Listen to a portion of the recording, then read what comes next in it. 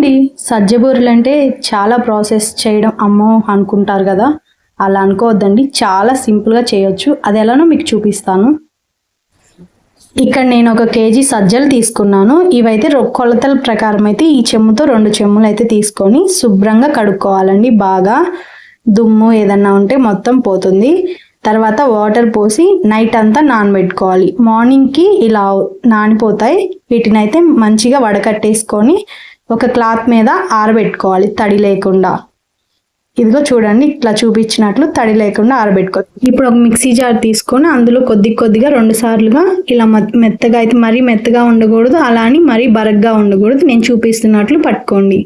పిండిలోనే కొద్దిగా ఉప్పును ఇలాచి పౌడర్ కూడా వేసి బాగా కలుపుకోండి. కేజీ సజ్జలకి ఒక 1/2 కేజీ బెల్లం అయితే పడుతుంది. ఎక్కువ తీపి తినే వాళ్ళకైతే 3/4 కేజీ దాకా పడుతుంది. కొద్దిగా బెల్లంలో వాటర్ వేసుకొని, ఎక్కువ వాటర్ వేయొద్దండి, పిండి తడి పిండి కాబట్టి ఎక్కువ వాటర్ అయితే పట్టవు. సో కొద్దిగా వాటర్ వేసుకొని బెల్లం కరిగిన తర్వాత పిండిలో పోసి బాగా కలుపుకోండి. ఒక తడి క్లాత్ తీసుకొని మనం కలుపుకున్న పిండిని చిన్న చిన్న ముద్దలుగా, మరీ మందంగా కాకుండా మరీ పల్చగా కాకుండా మీడియంగా ఒత్తుకొని ఆయిల్లో ఒక్కొక్కటిగా వేసుకోవాలి. అంతే అండి, చాలా సింపుల్గా టేస్టీగా బూరెలు అయితే